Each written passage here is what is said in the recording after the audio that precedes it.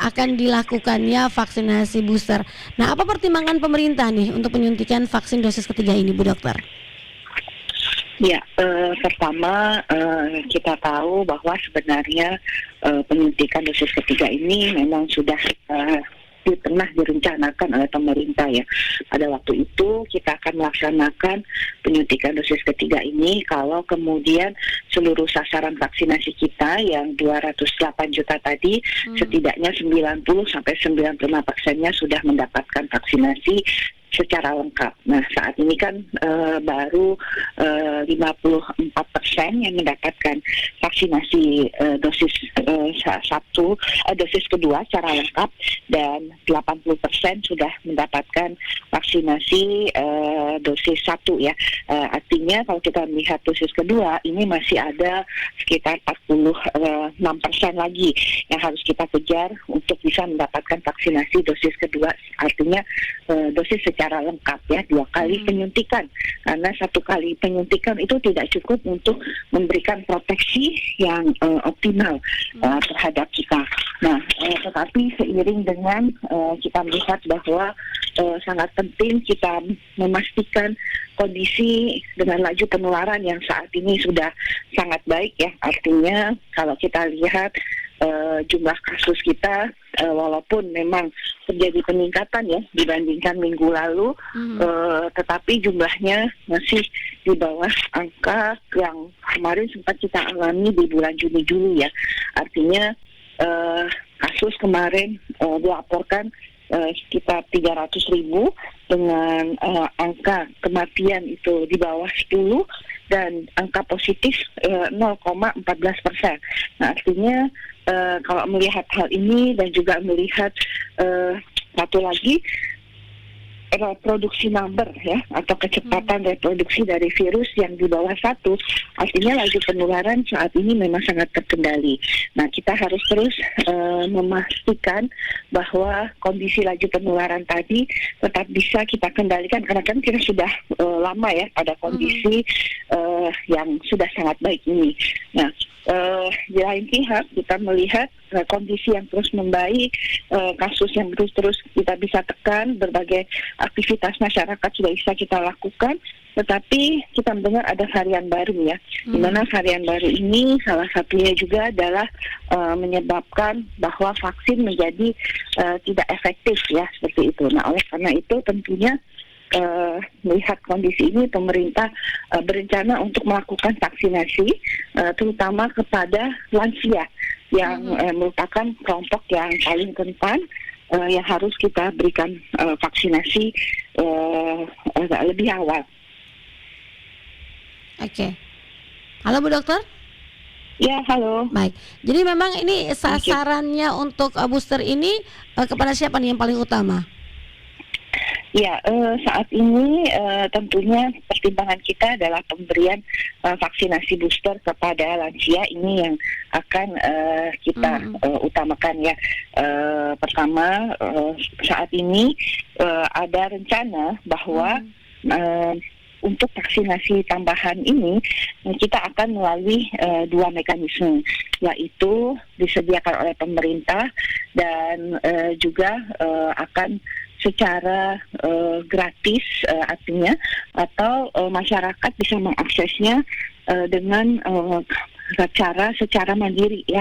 Nah, kalau untuk yang pemerintah, rencana awal ini akan diberikan kepada lansia dan PBI. Nah, tetapi kita juga sedang menghitung kembali karena ada berita baik bahwa untuk Moderna dan Pfizer itu bisa diberikan sebanyak 1,5 dosis ya, dari yang kemarin kita berikan pada waktu dosis 1, dosis kedua. Nah, kalau kemudian diberikan 1,5 dosis, artinya kita bisa memberikan vaksinasi kepada seluruh sasaran di atas usia 18 tahun melalui program pemerintah.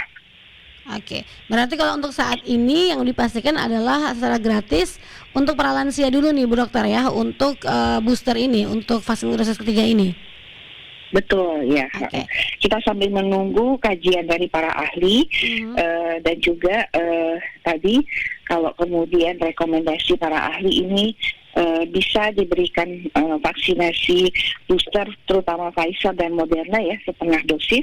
Selain itu juga menunggu kajian tentang mekanisme pemberiannya, apakah nanti untuk vaksin-vaksin yang masyarakat mendapatkan dosis pertama, dosis kedua itu bukan Pfizer dan Moderna juga secara efektif ya dapat diberikan vaksin Moderna ataupun Pfizer.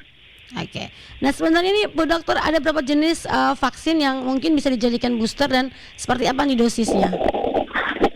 Ya sebenarnya semua vaksin itu bisa menjadi booster ketiga ya. Artinya kita tahu misalnya Sinovac, maka dosis ketiganya juga bisa menggunakan Sinovac.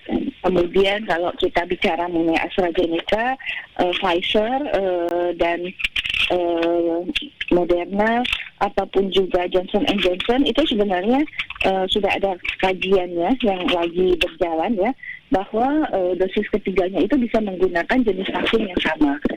Tapi karena kita melihat kondisi ketersediaan kita, Pfizer dan Moderna ini akan memiliki jumlah yang cukup banyak ya di persediaan kita. Sehingga ini sedang dihitung kembali ya, karena kemungkinan untuk pemberian vaksinasi berbeda dengan dosis 1 dan dosis 2 itu juga memungkinkan, tadi saya sampaikan ya. Artinya kita tunggu nih tanggal 12 kan kita akan rencana kick off ya sesuai dengan arahan Pak Presiden. Saat ini kita sedang siapkan beberapa kajian-kajian dan regulasinya sambil menunggu hasil masukan dari para ahli. Nah kalau kemudian dikatakan bisa diberikan dengan jenis vaksin yang berbeda, tentunya saat ini stok yang kita miliki adalah stok vaksin Pfizer dan Moderna. Yang artinya ini bisa digunakan untuk vaksinasi booster untuk siapapun juga yang sudah pernah menerima dosis 1, dosis kedua. Artinya dengan jenis apapun platform awalnya, apakah itu Sinovac, apakah itu Pfizer, apakah itu Moderna. Oke, jadi ini bisa ketika dosis satunya Sinovac, dosis 2 Sinovac, di dosis ketiga boosternya Sinovac, ataukah bisa dengan ini ya dengan vaksin jenis lainnya Bu Dokter ya? Ini yang masih menunggu kalau yang untuk heterolognya ini ya Bu Dokter. Iya betul.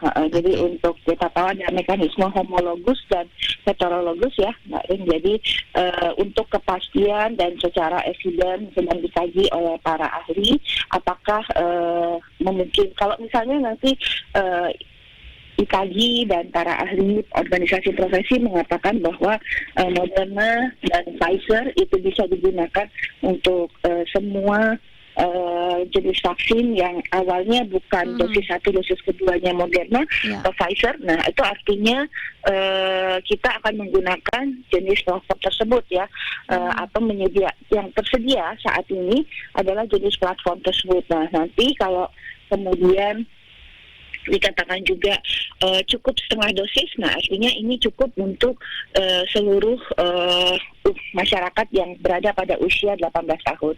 Oke, berarti kalau bisa dengan dosis setengah untuk Moderna dan Pfizer ini, berarti masyarakat tidak perlu lagi melakukan vaksinasi booster secara mandiri nih Bu Dokter ya, karena bisa dapatkan gratis. Betul, nih. Nah ini betulnya akan diputuskan ya di nanti mungkin hari Senin kepastian finalnya, karena kita menunggu data-data tadi dulu baru kita bisa membuat keputusan ya seperti itu, keputusan finalnya. Tapi kalau tidak cukup ya berarti akan ada dua mekanisme, yaitu mekanisme berbayar dan mekanisme secara mandiri tadi, di mana yang mandiri adalah untuk masyarakat Indonesia yang berusia di atas 18 tahun dan dia belum atau bukan merupakan lansia maupun PBI.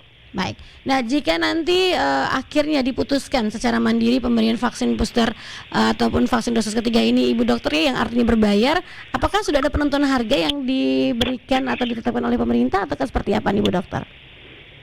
Ya, tentunya kalau ini nanti mekanismenya berbayar, pasti akan ada penetapan harga ya untuk vaksinasi yang akan digunakan sebagai vaksinasi berbayar ini. Jadi otomatis sama seperti vaksinasi gotong royong ya, kita akan ada penetapan harga tertinggi pemberian pelayanan vaksinasi ya. Tapi kita berharap saja moga-moga dengan stok vaksin yang ada bisa mencukupi untuk seluruh masyarakat Indonesia ya. Artinya tadi dengan 2 dosis. Tapi dengan 2 dosis itu pilihan vaksinnya juga akan tidak untuk seluruh jenis platform vaksin ya, artinya hanya Moderna ataupun Pfizer yang nanti banyak akan tersedia. Oke, itu juga yang akan menjadi pilihan untuk vaksin dosis ketiga Bu Dokter ya, jika hasil data-data dan keputusan yang akan dikeluarkan pada 12 Januari nanti nih Bu Dokter. Ya, 10 Januari tepatnya. Oke, dikeluarkan 10 Januari sehingga tanggal 12 Januari ini akan dilaksanakan kick off-nya ya. Oke, baik. Ya. Yang terakhir Bu Dokter bisa disampaikan himbauannya, silakan. Mungkin juga ada masyarakat, ada pendengar kita juga yang bertanya-tanya, ini sudah 2 kali vaksin, kenapa harus dosis ketiga lagi? Atau mungkin ada kecenderungan, ketakutan, kecemasan atas efeknya, silakan disampaikan Bu Dokter. Ya, pertama vaksinasi dosis ketiga ini sama seperti vaksinasi dosis pertama dan dosis kedua.